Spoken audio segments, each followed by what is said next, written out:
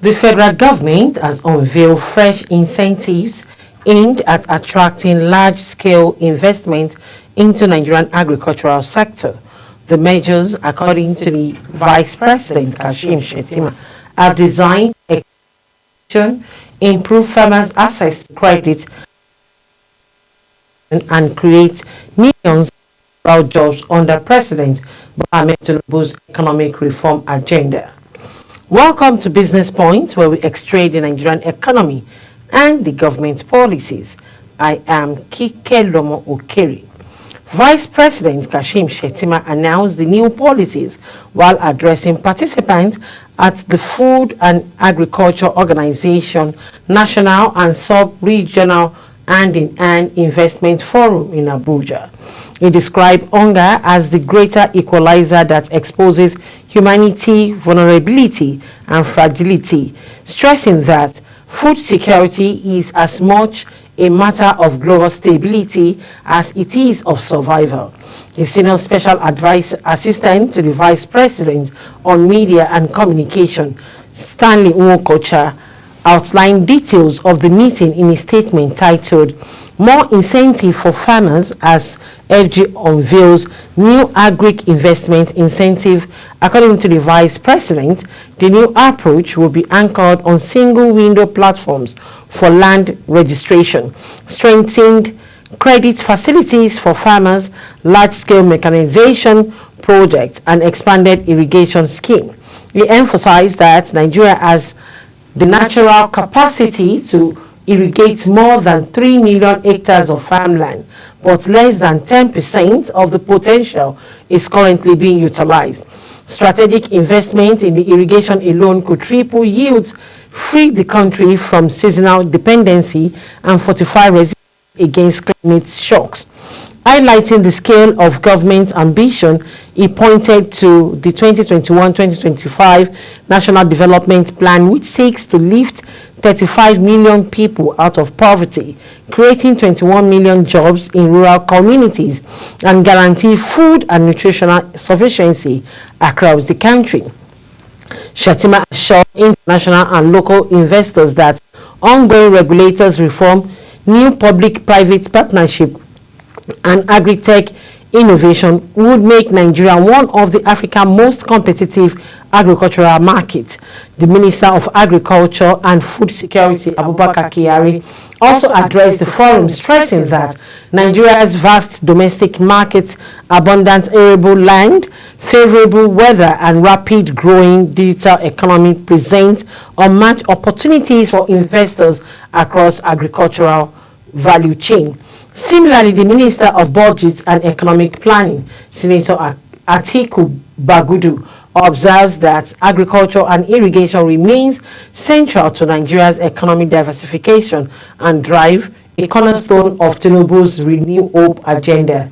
He noted that the country's untapped agricultural potential represents a major opportunity for transformation.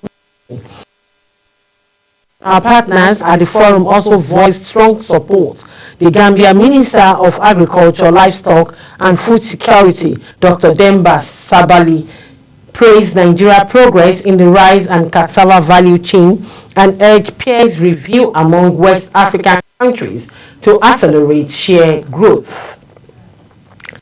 The Central Bank of Nigeria has issued a fresh directive compelling all domestic systematical importance bank to obtain regulatory approval for the appointment of managing director at least 6 months before the exit of incumbent chief executives.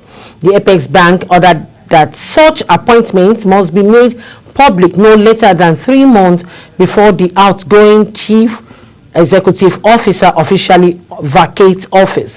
The policy shift is part of a broader effort to strengthen corporate governance, reduce uncertainty, and preserve confidence in Nigerian financial system.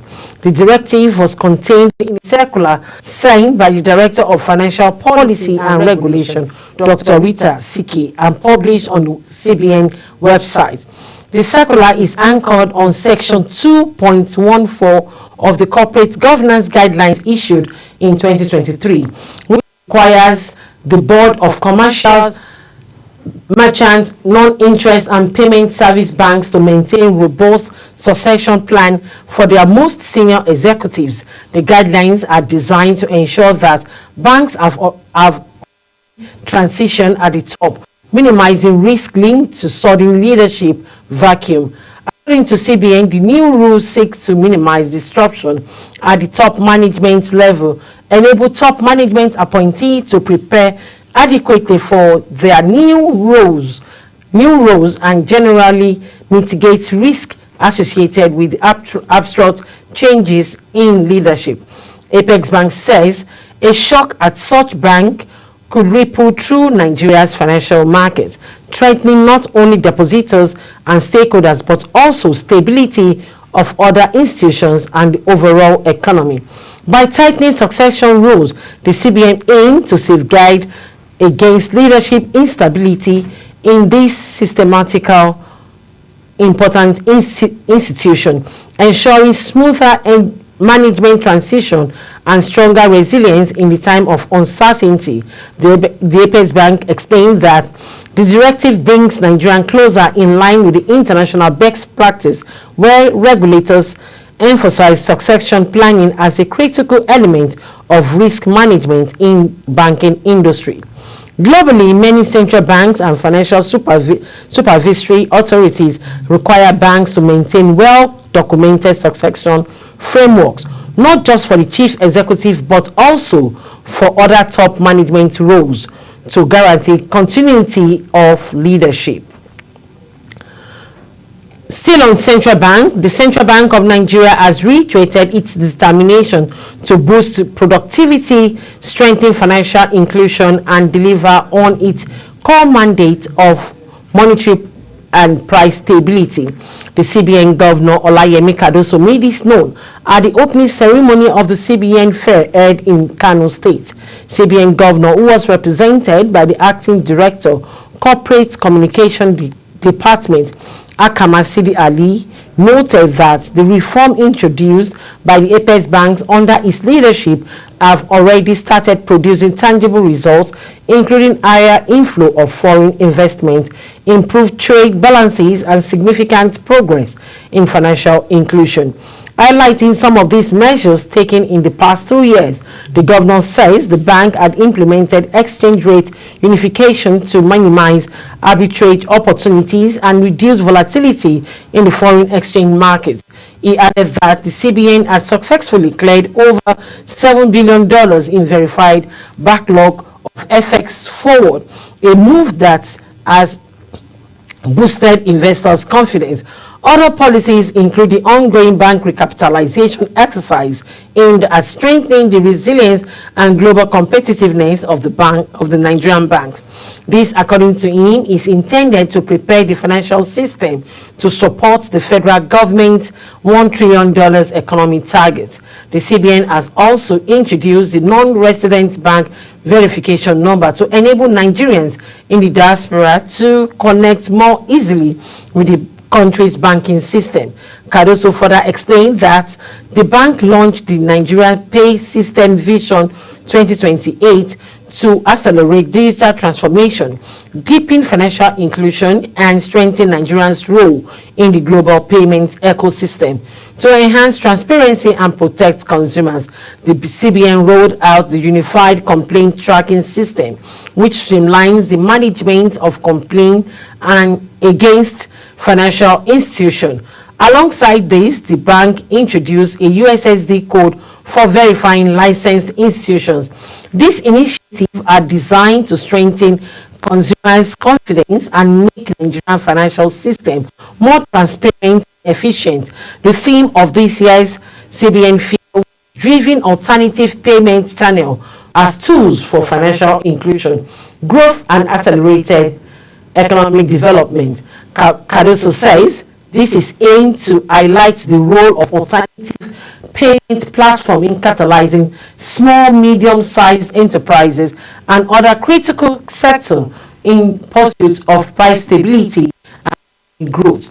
He added that the core objective is to sensitize the public on how the bank policies enhances their life and livelihood while contributing to the growth and development of Nigeria economy. The Nigerian Upstream Petroleum Regulatory Commission has announced that the country's ongoing reform agenda has successfully attracted $18.2 billion in investment commitments through 28 approved field development plans. NUPRC Chief Executive Gbenga Komolafe disclosed this while addressing delegates at the African Oil Week in Accra, Ghana. His presentation, titled Nigeria Competitive Reform Agenda for Unlocking Potentials in Upstream Oil and Gas, highlighted the transformative impact of President Bola Ahmed Tinubu's reform-driven vision for the energy sector. These commitments are also expected to unlock 1.4 billion barrels of oil and 5.4 standard cubic feet of gas, adding an expected 591,000 barrels of oil per day and 2.1 basic standard cubic feet of gas, boosting the country's aspiration to deliver over 3 million barrels per day crude oil production. It says Nigeria's new energy regime under the Petroleum Industry Act 2021 ushered in a new era of governance, fiscal reform, and institutional realignment. The NUPRC also says the commission established under the new regime has demonstrated itself to be a dedicated and regulator. In nearly 4 years, the Komolafe disclosed that the NUPRC has rolled out 24 transformative regulations, 19 of which are gazetted as operationalized key provision of the PIA. According to him, the NUPRC has unveiled a comprehensive regulatory action plan aligned with the PIA to tackle regulatory bottlenecks, vacate entry barriers, and ensure timely and transparent licensing rounds. He noted that recent bid round and concession award, including the 57 PPL award in 2022 and the 2022 mini bid round and the 2024 licensing round, were executed with unprecedented transparency and competitiveness, drawing exceptional investors' participation. According to him, these developments are laying a strong foundation for fresh investment and accelerated sectoral growth. All right, let's take a quick short break now. We'll be right back. Don't go away. Stay with us.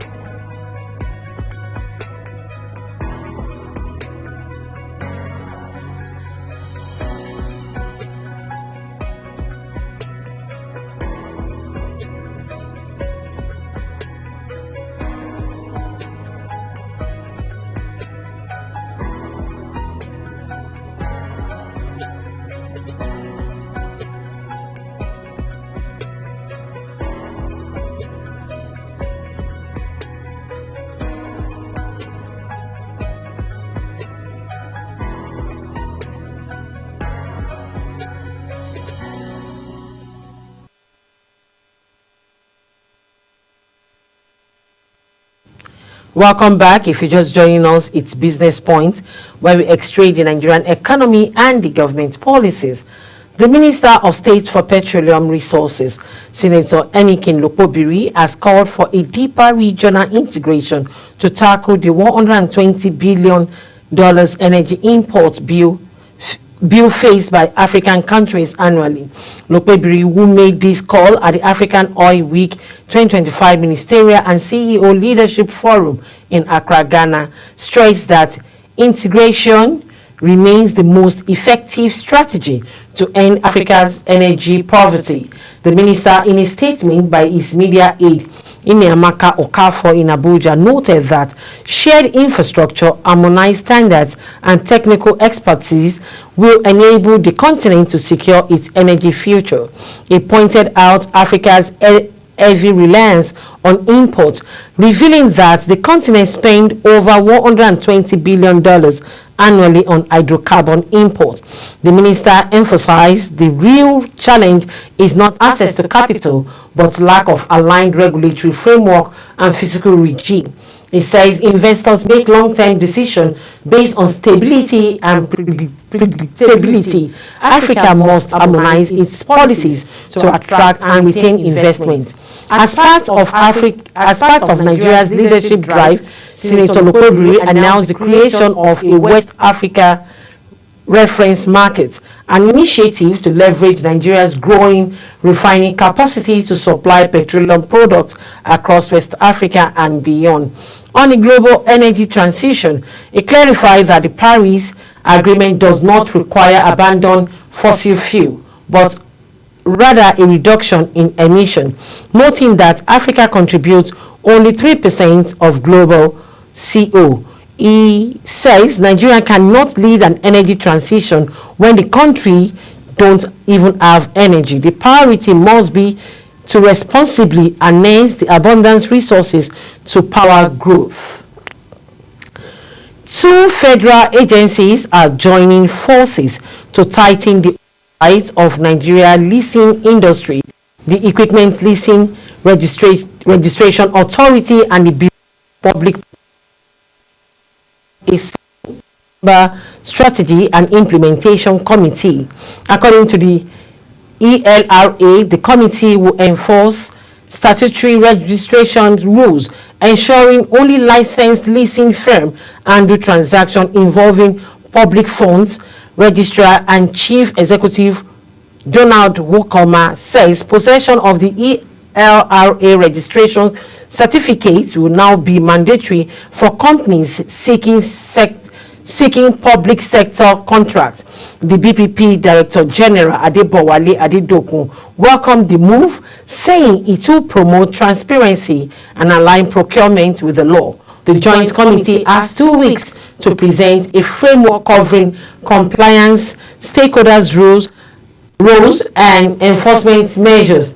Officials says the initiative is designed to protect public interest and strengthen professionalism in the leasing sector. The Nigerian Exchange closed the Tuesday trading session on a negative note as the equity market shed about 71 billion naira in market capitalization, following losses recorded in several bellwether stocks. At the closing of trading, all share index fell by 112.22 points, that is 0.08%, to settle at 141,546.78 basis points, compared with 141,659.00 basis points recorded in the previous session. The market capitalization also declined from 89.671 trillion naira to 89.600 trillion naira, representing a loss of 71 billion naira for investors. The downturn was driven by sell-off in stocks such as Austin Lask and Company, Deep Capital Management and Trust, FTN Cocoa Processor, Regents Alliance Insurance, and Champion Breweries. Trading data shows that a total of 414.9 million shares valued at 12.94 billion naira were exchanged at 25,383 deals, representing a 25% decline in volume, a 46% decline in turnover, and 20% decline in deal compared with the previous session. In all, 128 listed equities participated in the day trading, ending with 23 gainers and 27 losers. In terms of market indices, performance was broadly negative. The top 30 index fell by 0.15%, while the premium index shed 0.16%. The pension index also lost 0.1%. However, the oil and gas index rose to 0.14% and the industrial index closed flat. Despite the dip, The market has sustained a year-to-date gain of 37.52%, reflecting resilience in investors' appetite for Nigerian equity. Analysts noted that the market may continue to experience mixed sentiment in the short term as investors rebalance their portfolios ahead of the third quarter earnings reports. All right, this is where we'll draw the curtain on Business Point today. Join me again tomorrow on Global Television, channel 365 on DSTV and 276 on Star Times. To stay connected, kindly follow us on all our social media platforms as Global TV NG. Till I come your way again, I am Kike Lomo Okeri. I celebrate you all.